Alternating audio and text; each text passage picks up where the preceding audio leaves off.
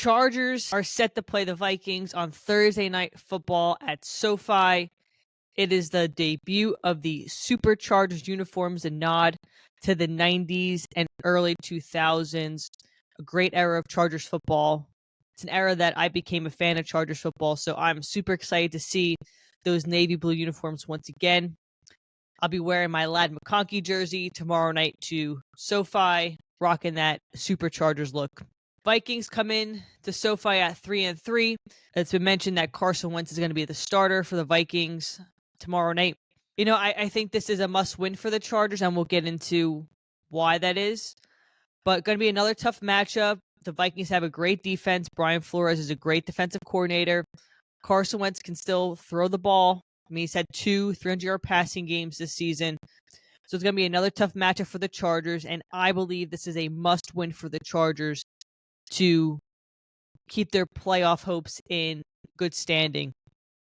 The schedule only gets tougher from here. I mean, next week they'll play Tennessee, but after that, they have some division games plus some opponents that have a winning record. So I think it's a must-win, and we'll go through the matchup, my thoughts of the game, what I'd like to see from the Chargers on Thursday night compared to what I didn't see Sunday against the Colts. We'll go through all that in this episode. If you haven't already, be sure to like, subscribe to Electric Edge Podcast on YouTube. You can also listen on Spotify and Apple Podcasts. You can also find me on socials. I am at Electric Edge Pod on X, TikTok, and Instagram. So this Thursday night matchup is rapidly approaching, so let's get into it. Let's talk about it, and let's talk about what I think the outcome is going to be against the Vikings. All right, like I mentioned, the Vikings are coming to town. They are 3-3 on the year. The Chargers are 4-3 after that bad loss Sunday against the Colts. The Chargers open as a slight favorite. They're a 3.5-point favorite, which doesn't tell you much since you typically get 3 points at home, so pretty dead even at this point. However, they have a 68% chance of winning based on simulations. The Vikings had released yesterday that Carson Wentz will be the starter. J.J. McCarthy is still hurt. I know Carson Wentz was battling a shoulder injury as well, but he will start tomorrow against the Chargers. He's had 2 300-yard passing games in his last 3 starts, and our defense has not played well, so I'm hoping that in practice, in this limited week of practice, we get a few things cleaned up on the defensive side of the ball and limit his ability to throw downfield to Justin Jefferson and Jalen Naylor. Let's go through some team stats for the Vikings. All right, so PFF has them overall ranked 22nd in the league. Offense is ranked 22nd. Defense is ranked 19th. Special teams is tied for 3rd.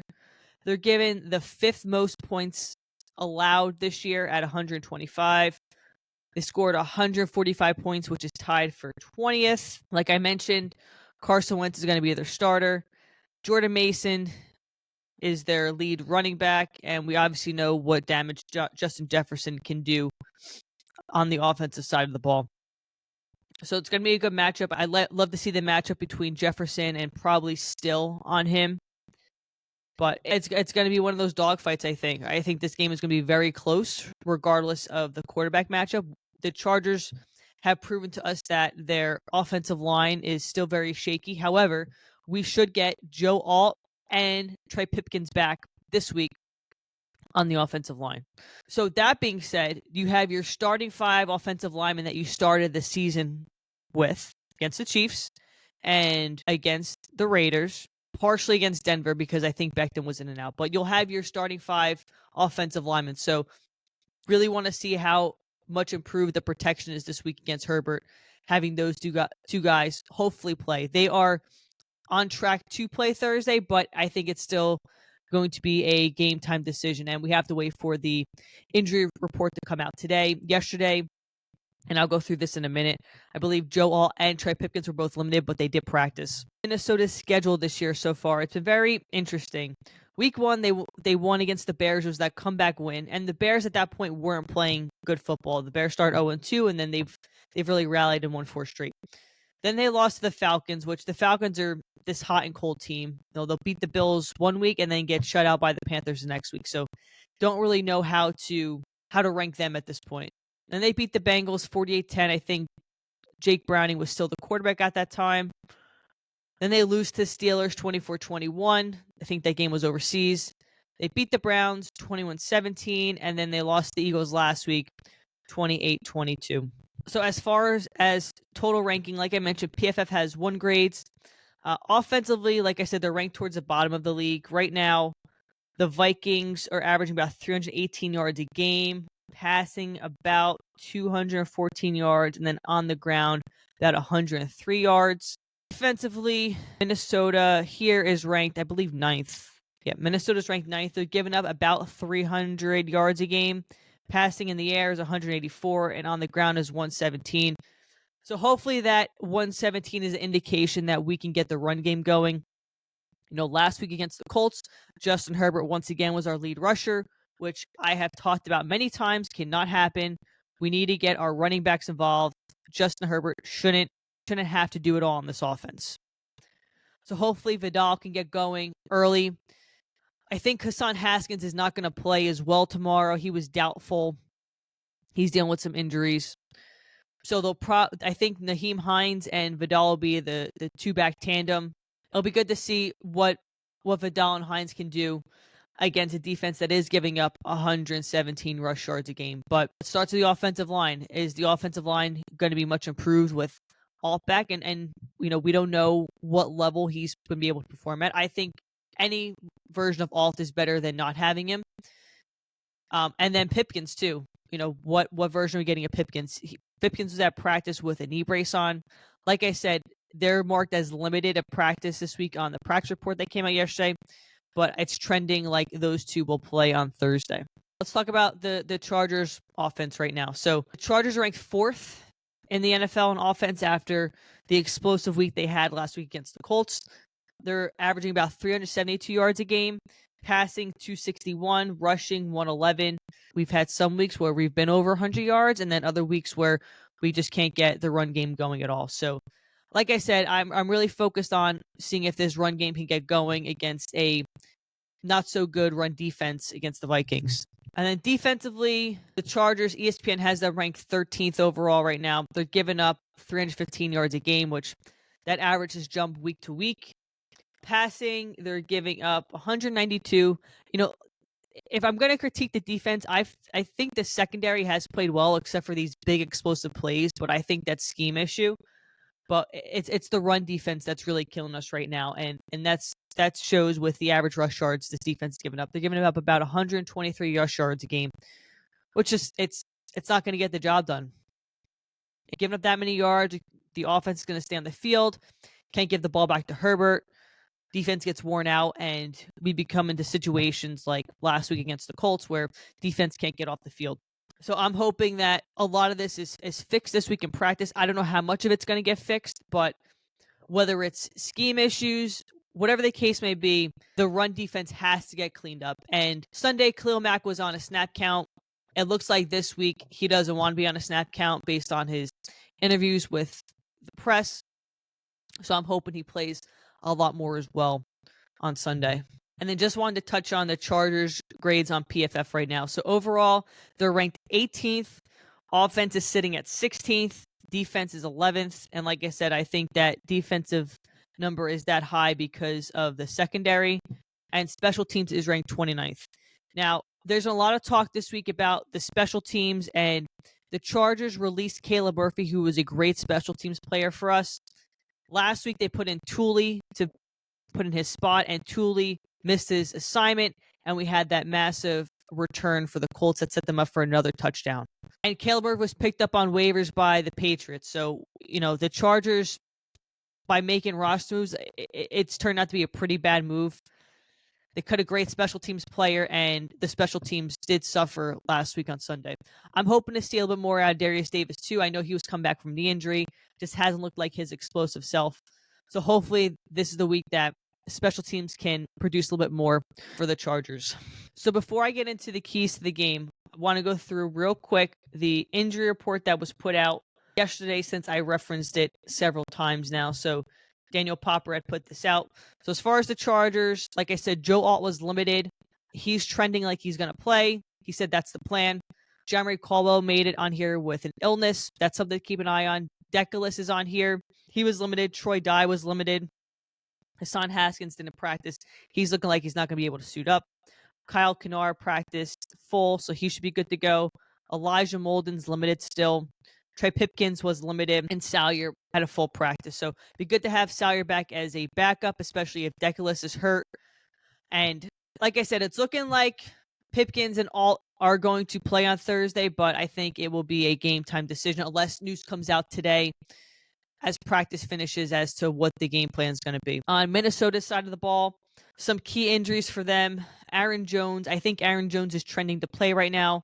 I mentioned to you Carson Wentz, he had some shoulder issues, but he is going to start Thursday night.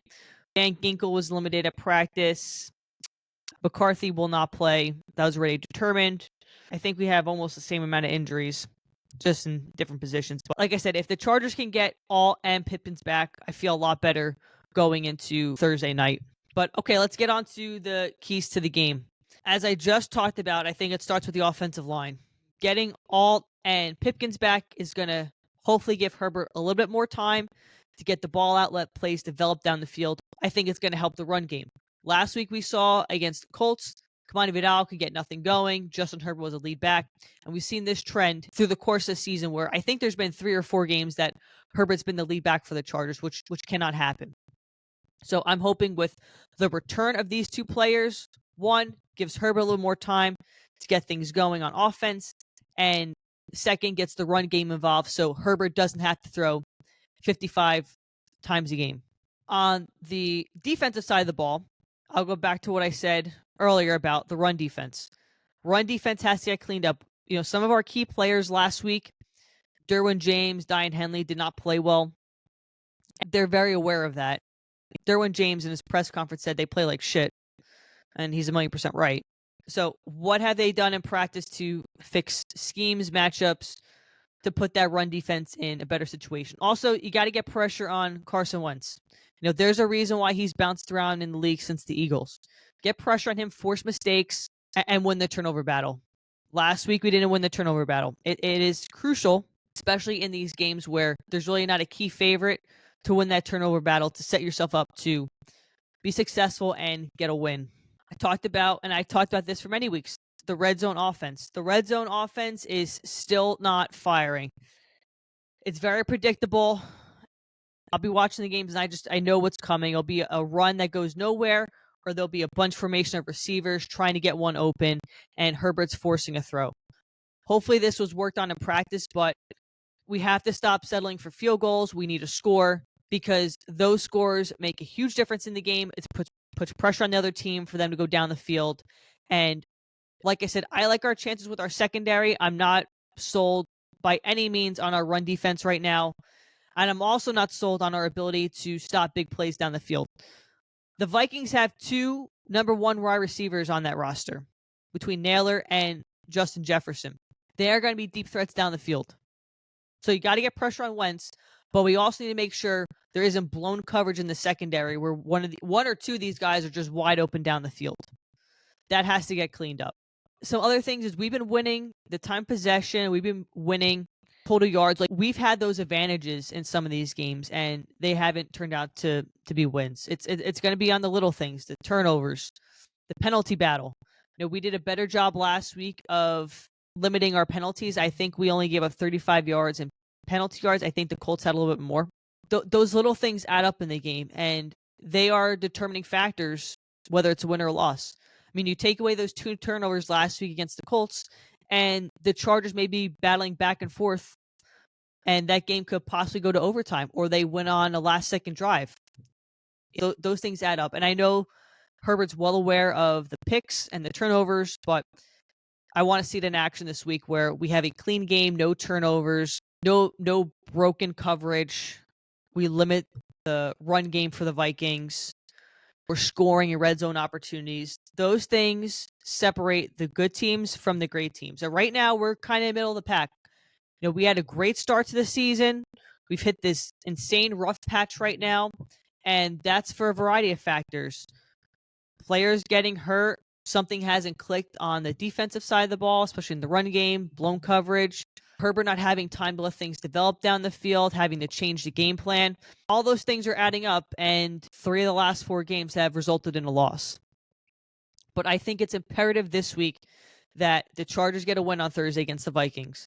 That puts them at 5-3. Then they have a mini extended week, right? They don't play till next Sunday in Nashville against the Titans, which is a very winnable game. The Titans have one win on the year. You should go in there and win. Then you're sitting at 6-3.